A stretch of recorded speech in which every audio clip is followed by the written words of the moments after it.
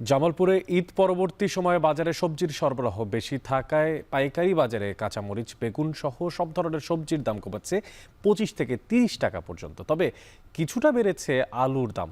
এ বিষয়ে আরও জানাতে জামালপুর ফেরিঘাট পাইকারি সবজি বাজার থেকে যুক্ত হচ্ছেন জুয়েল রানা।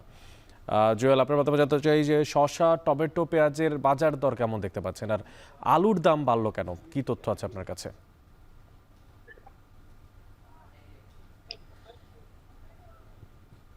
অনেক ঈদ পরবর্তী সময়ে জামালপুরের পাইকারিতে সব ধরনের সবজির দাম কমেছে। তবে আলুর দাম কেজিতে ২ টাকা বেড়েছে। অর্থাৎ ঈদ পরবর্তী সময়ে আলুর দাম আজকে বিক্রি হচ্ছে ৳১৬ কেজি দরে। অর্থাৎ ঈদের আগেও সেই আলু বিক্রি হয়েছে ৳১৩ থেকে ৳১৪ কেজি দরে। ব্যবসায়ীরা বলছে আলুর কিছুটা মানে চাহিদা বেড়ে যাওয়ায় আলুর দামটা বেড়েছে। তবে সবজির দাম কমেছে তার একটি অন্যতম জামালপুরের বিস্তীর্ণ চরাঞ্চল রয়েছে। সেই চরাঞ্চলে উৎপাদিত সবজি ঈদ এর সময় একটু চাহিদা বেশি ছিল। কিন্তু এখন বাজারে সরবরাহ বেশি থাকার পরেও ব্যবসায়ীদের আনাগোনা কম থাকার কারণে সব ধরনের সবজির দাম কমেছে। আজকে যদি আমি শসা দিয়ে শুরু করি, শসা বিক্রি হচ্ছে ৳২০ থেকে ৳২৫, সর্বোচ্চ ৳৩০ কেজি দরে শসা বিক্রি হচ্ছে। সেই শসা ঈদের আগে বিক্রি হচ্ছে ৳৬০ থেকে ৳৭০ কেজি দরে, সেই শসা ৳৩০ পর্যন্ত কমে গেছে। কাঁচামরিচ বিক্রি হয়েছে ৳৮০ দরে, সেই কাঁচামরিচ আজকে বিক্রি হচ্ছে ৳৪৫ থেকে ৳৫০ কেজি দরে।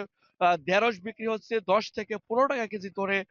পটল বিক্রি হচ্ছে ৳২০ থেকে ৳22, ৳25 কেজি দরে। সেই স আ ও তারপরে আপনার কচুরলতি, আ চাল কুমড়া সেগুলো বিক্রি হচ্ছে ৳১৫ থেকে ৳20 কেজি দরে। অর্থাৎ এই যে সব ধরনের সবজি সেটির দাম কিন্তু একেবারেই কমে গিয়েছে বাজারের সরবরাহ একটু বেশি থাকার কারণে। আরেকটি বিষয় বলা চলে, এখন জামালপুরের ঈদ যে উৎসব, ঈদের যে কোরবানির মাংস ঘরে থাকার কারণে একটু বাজারে সবজির চাহিদা কম থাকার কথা কিন্তু ব্যবসায়ীরা আ জানিয়েছে অনেক। আরেকটি বিষয় বলা চলে, আরো ২ থেকে ৪ দিন পরেই কিন্তু সব ধরনের সবজির দাম বেড়ে যাবে। আরেকটি বিষয় বলা চলে, পেঁয়াজের দাম কিন্তু অপরিবর্তিত রয়েছে। পেঁয়াজ, রসুনের দাম কিন্তু অপরিবর্তিত রয়েছে। অর্থাৎ আজকে পেঁয়াজ পাইকারি দরে বিক্রি হচ্ছে ৳৪৫ থেকে ৳৫০ কেজি দরে। আর রসুন বিক্রি হচ্ছে প্রকার ভেদে ৳৯০ থেকে ৮০ থেকে ৯০, ৳১০০ কেজি দরে পেঁয়াজ বিক্রি হচ্ছে। আর আদাতে দাম কমেছে ৳২০ কেজি পর্যন্ত। অর্থাৎ ঈদের আগে আদা বিক্রি হচ্ছে ৳৮০ থেকে ৳১০০ কেজি দরে, সেই আদা বিক্রি হচ্ছে ৳৭০ থেকে ৳৮০।